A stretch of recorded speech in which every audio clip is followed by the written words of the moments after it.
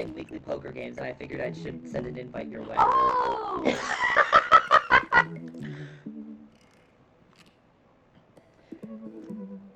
Do you want to do this and then be done for the night?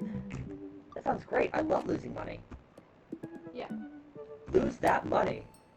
Be that dad. Lose that money. Did it really say that? No, it didn't. Matt invited me to a poker night at Joseph's house. I put on my going out coat and walk over. Across the way, I spot Matt. He's walking over from his own house. He's got a case of beer under his arm. Ooh, crap, I should have brought something. Hey, man. Crap, I should have brought something. Ha, no worries, man. It's your first time. Just bring a full wallet. How long have you guys been at this for? Years, buddy. Just a nice way to keep in touch with the guys. It's never really high stakes. Oh, look at us. Okay. I thought they just have all the gay men gathered in a room. Well, no, that's what this whole game is a bunch of gay men. Some closeted, some not. Anyway, we think they're all closeted, technically. Anyway, we pass through a fence enclosing Joseph's backyard. Craig, Brian, and Joseph hover around the patio, drinking beer and chatting. Robert sits in the corner, brooding as usual. Simon, glad you could be here. So am I. I'm psyched to take all your money. Just like old times. Craig's a resident shark. We prefer the term person who's good at poker. I'm well aware Craig's always been suspiciously good at poker. Are you still as terrible as you were in college? Hey, I wasn't terrible. I'm not bad at poker. I'm definitely good at poker. Everyone's okay, maybe that was a little defensive. Okay, I'm bad at poker. There's no way you're as bad as Joseph. Joseph shrugs. This is basically my tithing. I'm giving back to the community. Plus, I'm happy to just sit here and eat all of Brian's snacks. Guess who brought pigs in a blanket? I bought pigs in a blanket. Not Craig. Hey, my chia seed and granola energy balls are just as delicious. Everyone laughs. Let's just get the game going. Oh. They all went, oh. Why? I don't fucking know. We all take a seat at the table and Matt starts dealing cards. The first couple rounds go by easily as I'm getting the hang of things, but it's obvious Craig is running the show here. Craig, how did you get so good at this? It's pretty easy. You just start getting a feel for everybody's tell, like Matt will scratch his ear. Hey. Brian adjusts his pants when he's trying to lie. No, wait a second. And I think you just loudly announced to the whole room you have a good hand. Yep, yeah, that's me. What's Joseph's tell? Everything.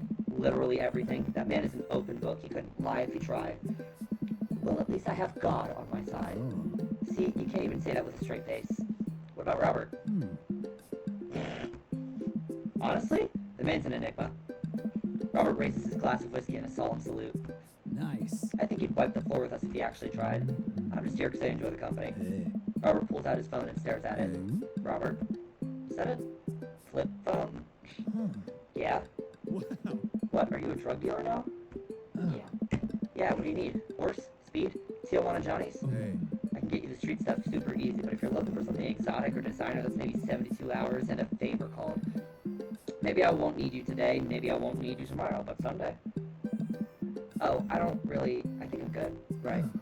But still, if you got the coin, I got the goods. I dropped my phone in the toilet and this is the backup until I can get it replaced under warranty. Everyone murmurs their sympathies. We've all been there.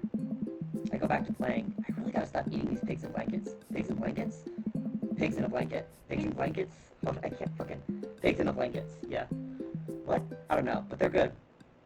I think there might be some cheese in them. Oof, I don't know if I got enough to raise you on this round. Damn it, Simon, now I want pigs in a blanket. That's not my fault. You can always bet your firstborn. Joseph just said you can always bet your firstborn. Dude. If you think you can handle another one, be my guest. Briar and Hazel are a handful, to say the least.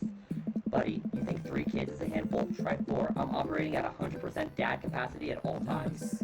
Actually, it's technically 5. Christine saw a commercial, one of those dolls that poop and won't stop asking me for it.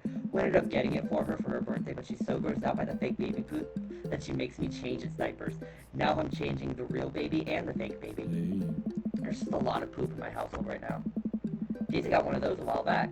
One night I walk in on her after she tried to take the doll apart to see how the poop mechanism worked, but then she couldn't put it back together and started crying. Poop everywhere. Fake poop, but still. That reminds me of... Wait, do we all have poop doll stories?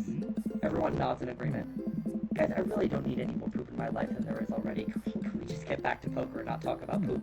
Matt steals another hand and we quickly forget about the poop. My sister has poop though. Oh my god. We run out of pigs and blankets, so we switch over to Craig's healthy snack food. Actually isn't terrible. Hey, These kale chips are phenomenal. We should sell these at the coffee shop. Oh. It's my own recipe. I'd be happy to give it to you guys. I see it now. Pierce the kale. Chips. Hey. Pierce the Veil is a popular post-hardcore screamo band out of San Diego. We all look at Matt, confused. It's maybe not any of your wheelhouses. How's the shop nowadays? Hey. Busy as ever? I'm trying with the idea of hiring another person to work on the counter, but I haven't found a good candidate. Hey. If Amanda's looking for a summer gig, let me know. That's really nice of you, but I think she's been burned out too badly by coffee shops before. Literally, not figuratively. Hey. Matt cocks his head to the side. I'll ask her, though. We get down to the final hand of the night. It's Craig in the lead by a landslide. Joseph has long since lost all of his chips and has taken to tidying up, refusing any help from the rest of us. Brian deals assault cards. So what's it gonna take for Robert to give a damn on this round? Robert looks up from his half-empty glass of whiskey. Do you really want to unleash the beast? Well, now I'm curious. I got a long history of being a gambling man, but I'll only do it if you make it interesting. None of this penny chip nonsense. I got Lily's 18-year single blend sitting in my closet right now. Was saving it for when River turns 21, but I'm willing to put it up as collateral. Now you're talking my language. He throws the keys to his truck on the table. She's seen better days, but she can still pull a tree trunk out the ground. Nope. Hey. Myself and everyone else at the table immediately folds. Deal the cards, Bry guy. Are you guys sure you wanna? You heard the man. Deal.